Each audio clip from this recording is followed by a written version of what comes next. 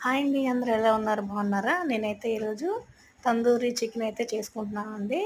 అలాగే తందూరి చికెన్ కోసం నేనైతే 1½ కిలో చికెన్ అయితే తీసుకున్నాను.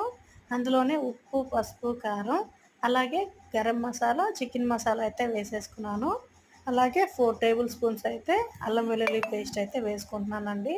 వేసేసుకొని మొత్తం బాగా మ్యారినేట్ చేసుకోవాలి. కలుపుకొని పక్కన పెట్టుకోవాలన్నమాట. ఒక 1 అవర్ అయితే పక్కన పెట్టుకున్నామండి దీన్ని. దాని తర్వాత పన్నీర్ అయితే తీసుకున్నానండి. పన్నీర్ కూడా సేమ్ అంతే. పన్నీరు అలాగే ఆనియన్స్, క్యాప్సికమ్ వేసేసి ఉప్పు, పసుపు, కారం, కొద్దిగా పెరుగు, అలాగే అల్లం వెల్లుల్లి పేస్టు, పన్నీర్ మసాలా, అలాగే గరం మసాలా అయితే వేసేసి కొద్దిగా ఆయిల్ వేసేసి మ్యారినేట్ అయితే చేసుకుంటున్నానండి. మ్యారినేట్ చేసి పక్కన పెట్టుకున్నాను కదా! ఒక హాఫ్ అన్ అవర్ అయితే పక్కన పెట్టుకుంటే సరిపోతుంది పన్నీర్‌కి. కొద్దిగా పెద్ద సైజ్ అయితే కట్ చేసుకోండి పన్నీర్ ముక్కలు. అలాగే క్యాప్సికము, ఆనియన్స్ అయితే కాల్చేటప్పుడు ఏంటంటే ఊడిపోకుండా ఉంటాయన్నమాట పెద్దగా కోసుకుంటే.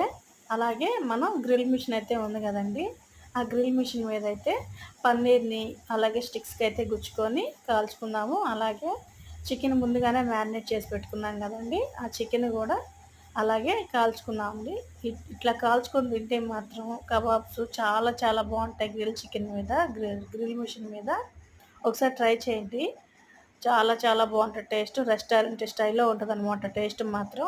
రెస్టారెంట్‌లకెళ్ళి అక్కడ తినాల్సిన అవసరం లేదు. ఇలాంటి మిషన్ ఒకటి కొనుక్కున్నారంటే మ్యారినేట్ చేసుకుంటారు. ఇంట్లోనే మనం చేసుకోవచ్చు. ఎప్పుడు తినాలంటే అప్పుడు.